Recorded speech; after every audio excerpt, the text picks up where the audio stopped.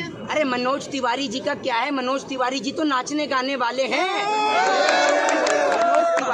मनोज तिवारी जी जो एक अंडे के पीछे बिग बॉस के अंदर चीचा लदर करते हैं, आपने देखा ना, ब्राह्मण होकर एक अंडे के पीछे आदमी लड़ रहा है। वो 2.25 आंख वाला, वो कहता है मैं बाबा हूँ। भाई तू कहाँ से बाबा है ये बता मुझे। अगर तू बाबा है तो मुझे एक बात बता, जो इतने सारे संत महात्मा बैठे हुए वो क्या है? तूने उठक बैठक लगा के पूरा देश तूने लूट लिया। वो पतंजलि का तू चूरन बांट रहा था, कहाँ गया वो चूरन? जो तूने कोरोना की दवाई बनाई थी, वो कोरोना की दवाई कहाँ गई? कैसे यकीन करेंगे आप प्रधानमंत्री मोदी जी की बात पर? जिसकी मांग भरी उसकी मांग नहीं पूरी कर पाए वो, तो आपकी और हमारी मांग कहाँ से पूरी करेंगे? इन भाजपा के गवारों को स्कूल भेजो सारों को, इन्हें पढ़ाने लिखाने की जरूरत है। सारे के सारे अनपढ़ हैं, पता नहीं कहाँ से डिग्रियां लेके आते हैं। मंत्री जी ने लोकसभा चुनाव के दौरान इतने सारे भाषण दिए थे, इतने सारे जुमले छोड़े थे, उनमें से आप मुझे 5 काम बता दीजिए जो देश के प्रधानमंत्री जी ने करे हों। थोड़ा सा दिमाग पे प्रेशर डाल लीजिए। बोला था हटाने के लिए, हटा दिया। ठीक है, ठीक 1 मिनट और बताइए, एक ही बता पाएंगे क्या 5 में से? बताइए। उन्होंने बोला कि राम मंदिर बन जाएगा। एक बात मुझे बताइए, आप इस देश में रहते हैं या देश में बाहर से आए हुए हैं कहीं? नहीं, मैं तो फिलहाल यही रहता हूँ। नहीं, मुझे लग रहा है कहीं आपको भी कहीं मोदी सरकार की तरफ से कोई सरकारी मदद आ रही है। एक बात मुझे बताइए, देश के अंदर राम मंदिर को बनाने वाला सिर्फ सुप्रीम कोर्ट है, वरना आप एक बात मुझे बताइए, जिस तरीके से इस देश के अंदर 3 तलाक का मुद्दा संसद से पारित हो सकता है, तो भगवान श्री राम को कोर्ट के दरवाजे के चक्कर क्यों लगाने पड़े?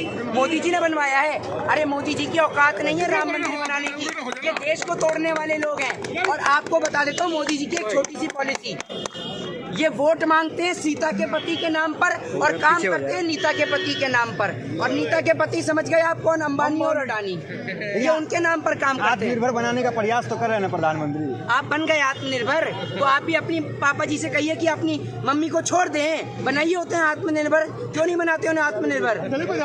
बताइए ना, क्यों नहीं बना रहे आत्मनिर्भर? आप तो बन गए आत्मनिर्भर। आप एक बात मुझे बताइए, एक आम आदमी के घर में इनकम टैक्स की रेड हो जाती है, आप जैसे पत्रकार जो हराम की दलाली खाते हैं, उन्हों के घर पे कभी इनकम टैक्स की रेड नहीं होती।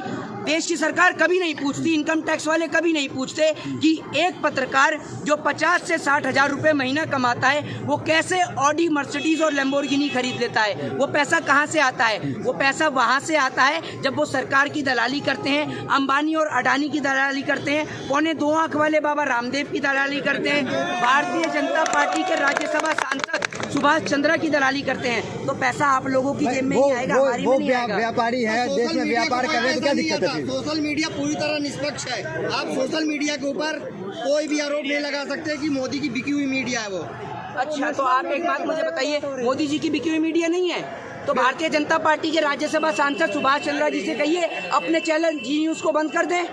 अर्नब गोस्वामी से कहिए, ठीक है, अंबानी और अडानी के जो चैनल है उनसे कहिए, न्यूज 18 से कहिए, रिपब्लिक भारत से कहिए, डीडी नेशनल से, दूरदर्शन से कहिए। क्यों नहीं कहते आप? सर, मैं नेशनल मीडिया की नहीं बात कर रहा हूँ, मैं सोशल मीडिया की बात कर रहा हूँ। आपने बोला सारा मीडिया बिका हुआ है, मैंने अरे मनोज तिवारी जी का क्या है, मनोज तिवारी जी तो नाचने गाने वाले हैं।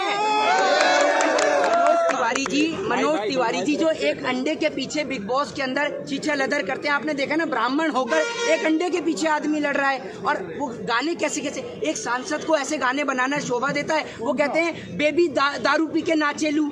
अरे बताओ, बेबी दारू पी के नाच रही है। ऐसे गाने अगर देश के सांसद गाएंगे तो एक बात मुझे बताइए, किसानों का भला करेंगे या दारू वालों का भला करेंगे? लेकिन मनोज तिवारी बिहार के एक चेहरा है, आप कहीं ना कहीं लोग उन्हें आइडियल मानते हैं बिहार में। अगर बिहार के वो चेहरा हैं तो बिहार में मुख्यमंत्री के लिए क्यों खड़े नहीं होते, ये बताइए ना। दिल्ली में आप आए हैं कभी? दिल्ली में जब सिग्नेचर ब्रिज का उद्घाटन हुआ था तो मनोज तिवारी जी के साथ कैसे धक्का मुक्की हुई थी, बताइए आप मुझे। मनोज तिवारी जी से कोई कह दे, अभी हमारे क्षेत्र में जब दिल्ली दंगे हुए थे उस टाइम पे मनोज तिवारी जी आए तो कुछ क्षेत्र की महिलाएं बात कर रही थी, वो देख रिंकिया के पापा आ गए, वो देख रिंकिया के पापा आ गए। तो ये देश के सांसदों की छवि बनी हुई है। और मैं आपको एक बार बताऊं, नाचना गाना गलत नहीं है कि आप कहें कि नाचना गाना गलत है, लेकिन सबका अलग अलग काम है। आप एक बात मुझे बताइए, आपको सांसद बनाया है, आप देश की जनता के हित के बारे में क्यों बात नहीं करते? वो 2.25 आंख वाला वो कहता है मैं बाबा हूँ। भाई तू कहाँ से बाबा है ये बता मुझे। अगर तू बाबा है तो मुझे एक बात बता, जो इतने सारे संत महात्मा बैठे हुए वो क्या है? तूने उठक बैठक लगा के पूरा देश तूने लूट लिया। वो पतंजलि का तू चूरन बांट रहा था, कहाँ गया वो चूरन जो तूने कोरोना की दवाई बनाई थी? वो कोरोना की दवाई कहाँ गई आखिर? और वो कोरोना की दवाई तू अपने वो भारतीय जनता पार्टी के हराम खाऊ प्रवक्ता जो ONGC में पैसा खाता है संबित पात्रा, उसे क्यों नहीं चटाता जाकर? प्रधानमंत्री जी इतना प्रयास करते हैं, बेचारे 18 घंटे काम करके उन्होंने आधा देश बेच दिया। अगर 24 घंटे काम करता है प्रधानमंत्री जी तो पूरा देश ही बेच देता है। और जो आप और हम आज पहन के खड़े हुए ना कपड़े, ये भी बेच देता। जो आदमी कहता है देश का प्रधानमंत्री मैं गधे से प्रेरणा लेता हूँ, ये मैं नहीं कहता, प्रधानमंत्री जी कह रहे हैं कि मैं गधे से प्रेरणा लेता हूँ। जिस देश का प्रधानमंत्री जी गधे से प्रेरणा ले रहा है वो आपको और हमें क्या देगा, आप खुद ही सोच सकते हैं। जिस तरीके से आपने देखा कि आज भी हमारे देश में बहुत सारे पत्तल चाट पत्रकार हैं जो सरकार की दलाली में लीन है, इस बात में कोई दोहराई नहीं है। ठीक उसी तरीके से ये हाल कोर्ट का भी है, लेकिन कोर्ट पे इस तरीके के हम लोग डायरेक्ट टिप्पणी कुछ लोग नहीं कर सकते। मैं खुद कानून का छात्र हूँ और देश की सुप्रीम कोर्ट को, न्यायपालिका को लोगों के मन में विश्वास जगाना होगा कि वो उनके लिए कुछ कर सकती है। आपको एक बात एक उदाहरण के तौर पे समझाना चाहता हूँ, उसी से देश को और तमाम लोगों को इस बात से स्पष्टीकरण हो जाएगा। एक बात मुझे बताइए, निर्भया के साथ में बलात्कार हुआ, उसके दोषियों को फांसी की सज़ा हुई, बहुत अच्छी बात है, इसके लिए मैं भी अप्रिशिएट करता हूँ सुप्रीम कोर्ट का, न्यायपालिका का। लेकिन आप एक बात बताइए कि जब हमारे देश के अंदर बलात्कार करने वाला अगर गरीब हो तो फांसी के तख्ते पर लटका दो, और अगर बलात्कार करने वाला आसाराम, राम रहीम, कुलदीप सिंह सेंगर, चिन्मयानंद, नित्यानंद जैसा हो तो उसे बैठाल के जेल की रोटी खिलाओ। तो आखिर कोर्ट का ऐसा दोहरा चरित्र दोनों लोगों को लेकर क्यों? और आप बात करते हैं पाकिस्तान की। अरे एक बात बताइए, पाकिस्तान में जितनी कंपनियां हैं ना, उससे ज़्यादा कंपनियां तो हमारे साहब बेच चुके हैं, समझ रहे हैं? तो भारत देश की तुलना ऐसे देशों से नहीं की जाती। आप प्रधानमंत्री मोदी जी की बात करते हैं, कैसे यकीन करेंगे आप प्रधानमंत्री मोदी जी की बात पर? जिसकी मांग भरी उसकी मांग नहीं पूरी कर पाए वो, तो आपकी और हमारी मांग कहाँ से पूरी करेंगे? लेकिन वो तो कहते हैं कि मैंने त्याग दिया, वो तो उनका एक निजी मामला होगा ना, उस पर जाना सही नहीं है। निजी मामला हो गया, त्याग दिया। आप देश के अंदर के चुनाव आयोग के इंस्ट्रक्शन आपने पढ़े? चुनाव आयोग ने जब प्रधानमंत्री मोदी जी चुनाव लड़े थे तो वो चुनाव आयोग के द्वारा आज भी वो कॉलम खाली है, और अगर प्रधानमंत्री जी की जगह पे कोई और होता है तो उसका नामांकन रद्द कर दिया जाता है। तो प्रधानमंत्री जी का नामांकन क्यों रद्द नहीं किया गया? आप कह रहे हैं ये जब एक व्यक्ति प्रधानमंत्री बन जाता है तो उसका वो कोई पर्सनल मैटर नहीं रहता। प्रधानमंत्री जी ये तक बता देते हैं, भाइयों बहनों मैं गरीब हूँ, मेरी जान को खतरा है, मुझे मार रहे हैं। प्रधानमंत्री जी ये नहीं बताते कि उन्होंने शादी भी कर रखी है। ये बताने में क्यों घबराते हैं? आज देश के किसान की प्रधानमंत्री जी बात नहीं करते। अंबानी और आत्मनिर्भर भारत बनाने के चक्कर में अंबानी और अडानी का भारत बना दिया और इनका बस नहीं चल रहा। जो आप देखते हैं ना DPHP, Delhi police, Haryana police, इनका बस नहीं चल रहा है, इसको भी हटा के कर दें अंबानी पुलिस, अडानी पुलिस, और ये कर भी सकते हैं, इनके लिए कोई बड़ी बात नहीं है। तो इतना फायदा दिला दिया कि रेलवे का सपना भारतीय बुलेट ट्रेन का सपना दिखाते हुए रेलवे ही बिकवा दी। तो क्या पता चला, आप लीजिए फ़ायदा, हमें फ़ायदा नहीं चाहिए आपसे किसी भी तरीके का फ़ायदा नहीं चाहिए। एक बात मुझे बताइए, ये प्रधानमंत्री जी ऐसे हैं कि अगर आप शताब्दी में चढ़ेंगे, राजधानी में चढ़ेंगे तो कोरोना नहीं होगा, लेकिन जहां आप लोकल ट्रेन में चढ़ गए वहां आपको कोरोना हो जाएगा। वाह प्रधानमंत्री जी, इतना दिमाग कहां से लाते हैं? करती है तो उसके भी पक्ष में दिखाइए, लेकिन जो सही है उसको सही बताइए, जो गलत है उसे गलत दिखाइए। कहती है हमने 7 साल बहुत विकास कराया, अब उठा के देखिए हमने शौचालय क्या कराया? किसान सम्मान निधि दी है, हम लोगों ने स्कूलों में आप एक भी गिना दीजिए क्या कराया? बनवाया, 370 हटवाई है। जो आप एक बात मुझे बताइए, आपने भारत देश में रहती हैं या आज ही बाहर से आई हैं इंटरव्यू के लिए? मैं भारत में ही रहती है ना, तो आप एक बात मुझे बताइए, सारे पत्रकार यूं क्यों कहते हैं कि राम मंदिर बीजेपी ने बनवाया? भाई कैसे बनवाया? सुनिए, मैं बताता हूँ, मैं कानून का छात्र हूँ। ये राम मंदिर सुप्रीम कोर्ट ने बनवाया है।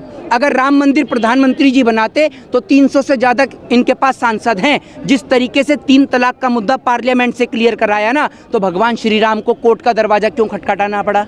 समझते हैं क्यों नहीं करवाया इन्होंने पार्लियामेंट से क्लियर? पार्लियामेंट में अध्यादेश लेके आते और क्लियर कराते, ठीक है।